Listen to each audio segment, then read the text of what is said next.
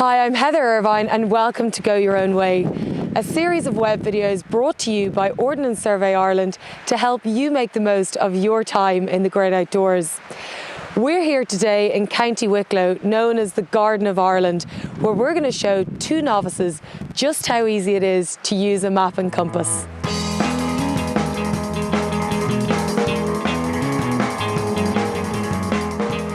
So I'm here today with Linda and Cathal, our two novices who've been kind enough to come out and take a few tips from me on how to use a map and compass and basically make the most of your time in the great outdoors.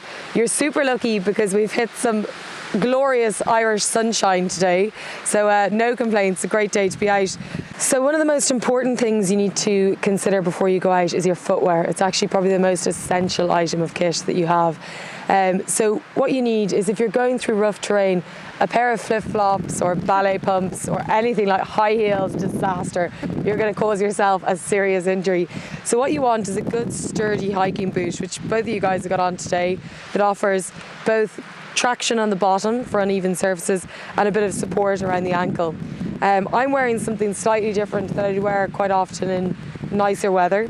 So it's called a trail running shoe, but it's really good for an even terrain because it's got brilliant grip on the bottom. I'd looked at the route in advance. I knew today we'd be sticking to quite nice fire roads. I knew it would be dry, for instance, but in wet, muckier conditions, if we were climbing Molan over to our right, for instance, today, I would definitely have a boot to protect my feet in more marshy conditions. But it is really important that you do take those kind of safety considerations before you head out.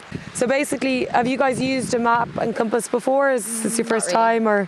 Haven't done it in years, not since geography class. Okay, so we've got to refresh your memory a bit and we've got to kind of completely teach you from scratch. Yeah. But the good news is that it's actually, I think people find a map and compass can sometimes be a little bit scary, but it's actually really easy to use. And I'm going to show you because it's going to take 2 seconds.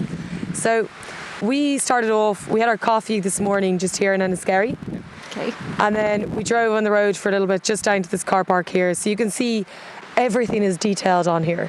So we were able to track down to this car park where it says P. So we knew that was where we were going to start our walk today. So we started here and we've planned a really nice route that's going to take us down this path towards the river, and there's various landmarks that we'll be able to use along the way just to orientate ourselves, make sure that we're going in the right direction. But it's good to kind of familiarise yourself with the map before you go out and learn about what some of these items on the map mean. So for instance, in red, it's always going to be a historical monument. So you can see there's a megalithic tomb that we're going to pass today. You've got forestry here. The contour lines will give you an indication as to how steep our route is going to be. Yeah. And then we can also measure distance because the map is set out in grids, so we can use that to kind of measure our distance there as well. So just to start off with, really simply, we just want to know if we need to go left or if we want to go right. So that is where the compass is just going to show you exactly what direction to go in. So this is a directional arrow. So this is the arrow we want to follow that'll bring us in the direction that we're walking in. Mm-hmm. Obviously, we get our direction of travel. We know that we're heading down to this junction here is where we're aiming for first off as our kind of first point of reference. Okay. So what we do is we put the direction of travel, line our compass up along the route we want to take. Now you'll see there's lines here on the compass and there's also lines on the map, okay? So to match our compass up with map north, we simply just spin this around. So our compass lines are lined up with the grid lines on the map. Okay? So it's really simple. There we go. Now, the next step, we can remove the map altogether. I'll get you to hold that, my trusty partner there. And what we want to do, this is really easy because it is actually just lining up for us here. So you want, a compass will vary a little bit. On this one, you see we've got 2 lines. I always find it's good to hold the compass close to your body. It just keeps it steady. And what we want to do is we want to match these 2 together. Okay, so this can be a big red arrow sometimes on the compass. Here it's 2 green lines, okay? So it's basically mapping map north to true north. So if you spin around very gently until the red is in line with, on this occasion, your 2 green lines. Okay. we know that this is our direction of travel arrow. Okay. So we know that we want to head in this direction as per our direction of travel arrow. So the best thing to do now is we've taken note of a few biggish landmarks. We know that we should be passing a megalithic tomb. More so, we know that we should be seeing this mountain range, Molan, just on our right-hand side when we come out of the forestry. So we know if we come up, we come out of the forestry and we see a large mountain on our right-hand side. No, we're doing well then. We know we're doing well, Yeah, okay? don't miss a mountain So we anyway. can take a quick bearing again, and then perhaps our next landmark might be our megalithic tomb. Okay. So we say, okay, we know which direction we're going to go in. We're going to follow this. We get to the megalithic tomb. So that's basically it in a nutshell on how we're going to go in the right direction. Great. That So you sounds easy. Are you confident? Yeah. Looking forward to the hike now. I know, it's such a gorgeous day. I think we should start walking. Yeah. Yeah, sure. Brilliant.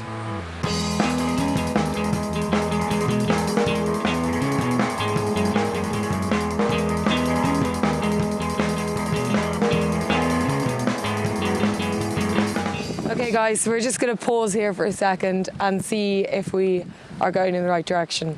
Because earlier on we obviously identified some pretty big landmarks on this map that we said we were to look out for. So first up, we knew we were going to see Molan on our right hand side, which we checked off when we came out of the forest. Now you can see on the map that actually we should be able to see the Sugarloaf and Molan. Sugarloaf's behind us, so that can be checked off.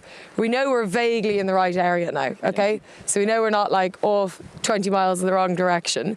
But more specific than that, we'd said that we were going to look out for a megalithic tomb. So we know that megalithic tomb is exactly on our route.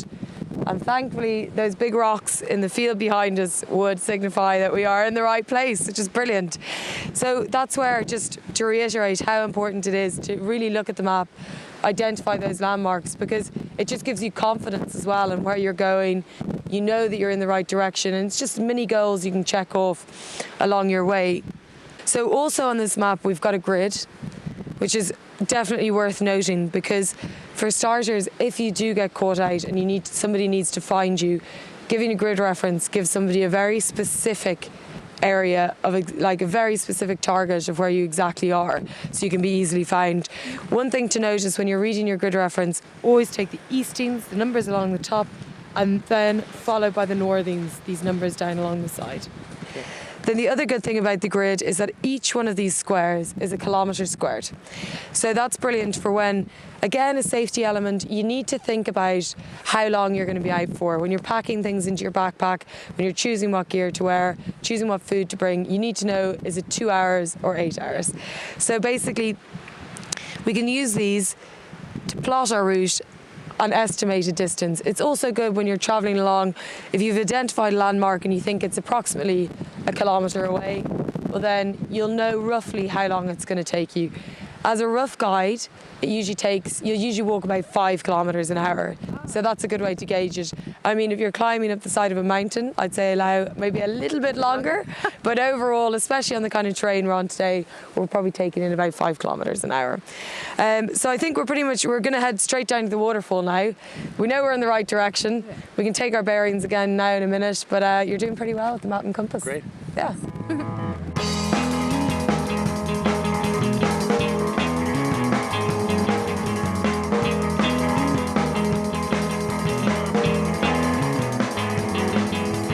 So we're doing pretty well so far, guys, has to be said, because we're definitely on the right track, because we've been able to identify all of those landmarks and check them off as we've gone. Now we've got the bridge behind us. We've got to a bit of an option in the road here. We can either take a left or a straight.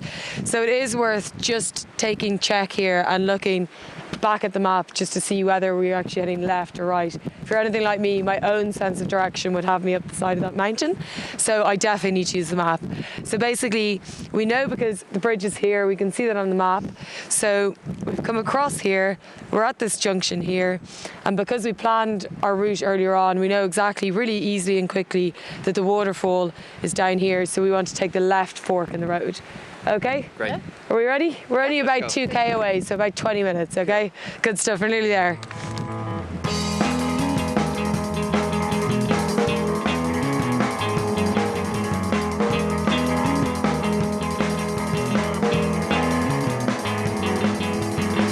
So to Did you enjoy that, guys? I had a really good time. Yeah, it really goes to show how quick and easy it is to use a map and compass, doesn't it? Yeah, I'm surprised how easy it is, like considering I haven't seen something like that since school. Yeah, it's brilliant. Like the map just shows you so much, using everything from the landmarks to see that we're going the right way, to planning our distance so we can think about what kit we're bringing and make sure that we stay safe at the end of the day.